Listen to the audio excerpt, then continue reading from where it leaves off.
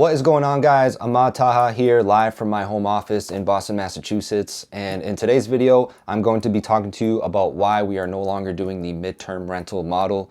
And moving forward, we will only be doing long-term rentals with our real estate investments. Now, for those of you that don't know me, I am a real estate agent and investor in the greater Boston area.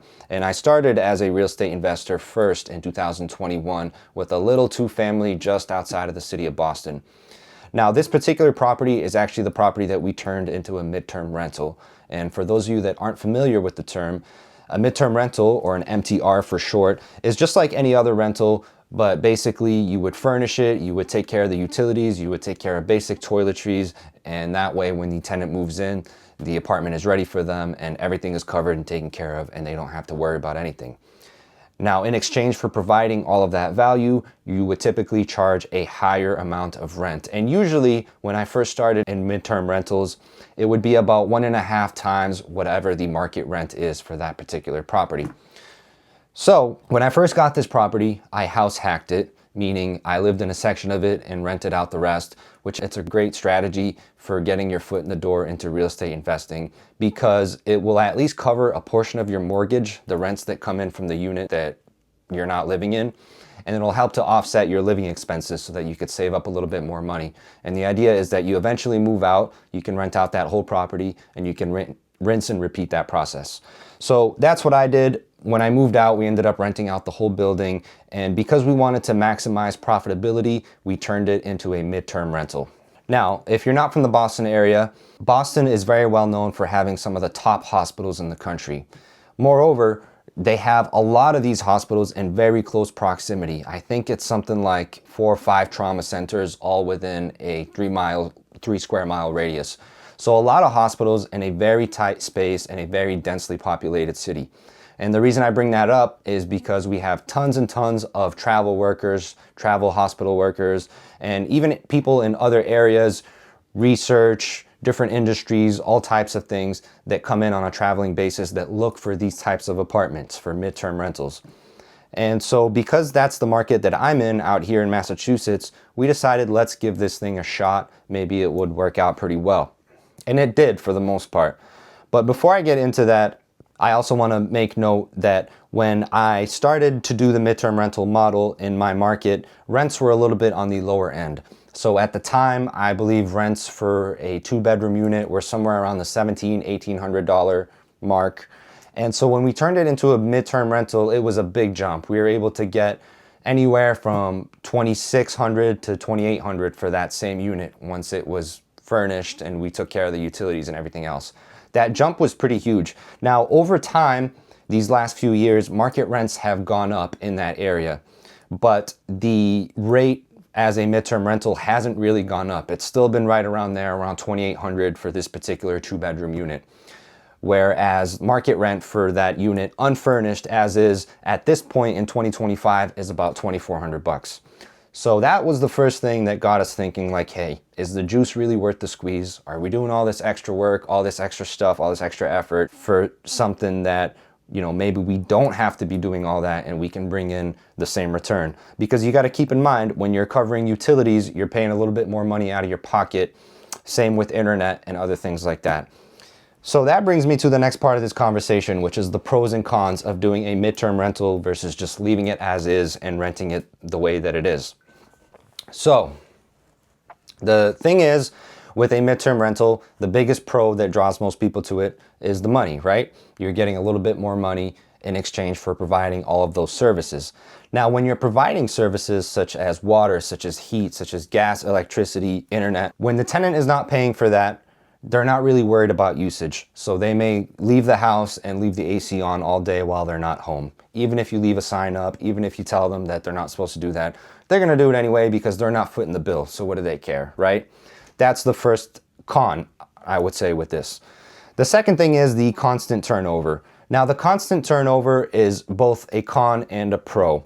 And the reason that I say that is because when we're turning over these units, and it's typically about 30 to 90 days, every 30 to 90 days, we switch it over, and that's what classifies it as a midterm rental.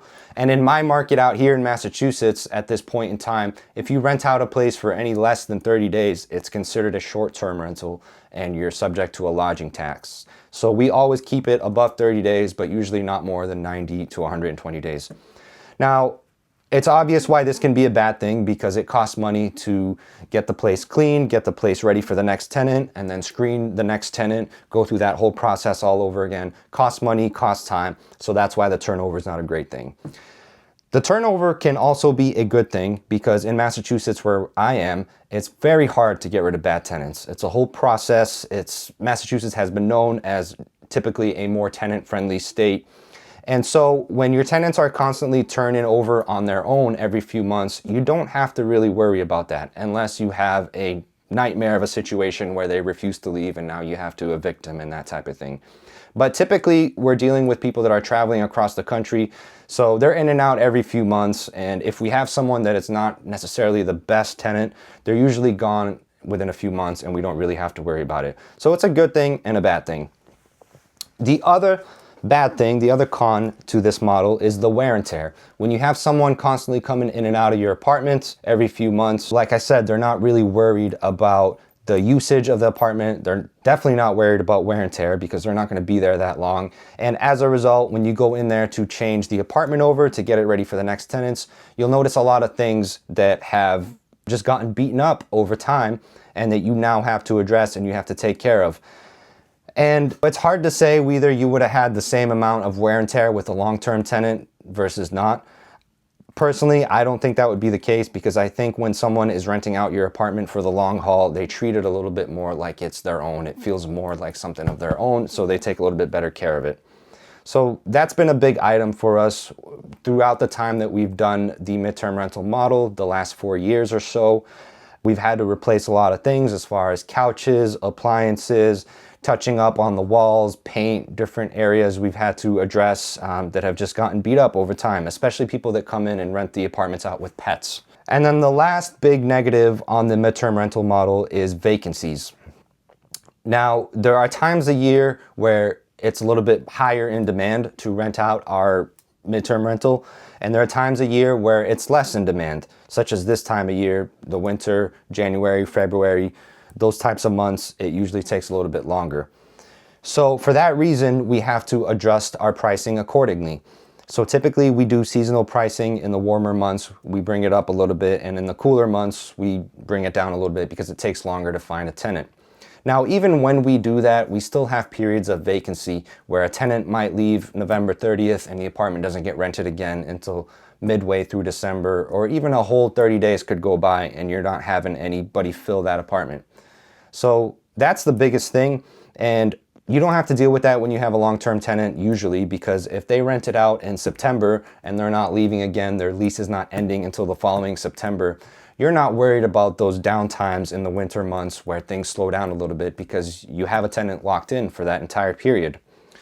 But when you have these constant turnovers every few months, now you have to worry about that, and you have to consider having a vacancy for at least a month during your cooler season, and you have to budget that in you're doing your accounting for your rental property. So these are the main takeaways from this. There's quite a few cons between the constant turnover, the usage of the property, the wear and tear, and the vacancies. But on the upside, the turnovers can be a good thing, like I mentioned, and you are getting a little bit more money for it. Now, the reason that we started to move away from this model is because for me personally, I find that the juice is not worth the squeeze. What I mean by that is my particular market here in the greater Boston area, a 2-bedroom unit that is furnished with all the utilities included goes for about $2,800, versus the same unit in the same market is going for about $2,400 now. So to me, it's not exactly worth it to pay for all those extra things, because after you pay for all those things, you're breaking even, if not losing money, especially when you factor in vacancies, which is the next reason about why we're no longer doing this model. is this year more than ever, we've seen a lot more vacancies across the board with any type of apartment here in the greater Boston area. For whatever reason, there's less international students coming in, there are less research students coming in, there are less subsidized programs such as Section 8, RAFT, those types of things that we're seeing as landlords. And so as a result, you have this significant slowdown, which is causing more vacancies. And especially with regard to the midterm rental model, students, travelers in general are a large majority of the people that rent out these types of units. And so when there's less of those, you can definitely feel it. It makes an impact. And then the last point I want to make about why we're moving away from midterm rentals is because it's really hard to scale. And the reason that it's hard to scale is because it's a lot more involved. Now, keep in mind, when you have a midterm rental, you're already paying for a lot of things. And on top of that, you have to pay to ensure that the apartment is getting cleaned and ready for the next person that's going to come in and rent it. So if you're going to do all of that stuff yourself, coordinate all that, coordinate the cleaners, coordinate tenant screening, bringing in new furniture, maintenance, all of that stuff, it ends up taking up a lot of your time. And if your real estate portfolio is growing and you're doing that for a multitude of units, you end up turning your wheels and burning a lot of your time. And like I was saying to you before, you're doing it for something where the juice might not be worth the squeeze. And also, if you end up delegating this role, and let's just say you hire a property manager to do all of those tasks and daily duties, you're now giving away even more money that you have to give away to keep this model operating. And so as a result, it can end up not really being worth it. And if you're trying to scale, it can end up costing you a lot more time and money, which you need when you're scaling. And because we're at a point with our real estate investing where we want to grow our portfolio, we want to get more rentals, regular rentals, multifamilies, 3 families, that kind of thing. Managing all of that along with a midterm rental can be a little bit more taxing. And so for that reason, we're moving away from this and we're just going to rent out this building as a traditional long-term rental. You know, the biggest takeaway with this is it can work. It can be very lucrative to do the midterm rentals, but it's really dependent on the market. It's dependent on your particular situation. And like I said, it's tough to do at scale. So do it when you need to do it, but recognize when it's not really working anymore, which is the fork in the road that I'm at. And once you're at that point, make the necessary changes that you have to make to keep your business running, to keep good care of your tenants, and to just do the right thing across the board. Because nobody likes a landlord that falls behind and slacks and start to do things half-assed and doesn't really take care of their properties and that type of thing because they're so overwhelmed because they don't have enough help, enough time on their hands, or the necessary structures in place to keep their business running smoothly. So keep these things in mind. I hope it was helpful for you guys if you're watching. And if you have specific questions about this, you can always reach out to me, send me a DM, and I'm happy to give you my input on the matter. Thank you guys for watching. I will talk to you soon.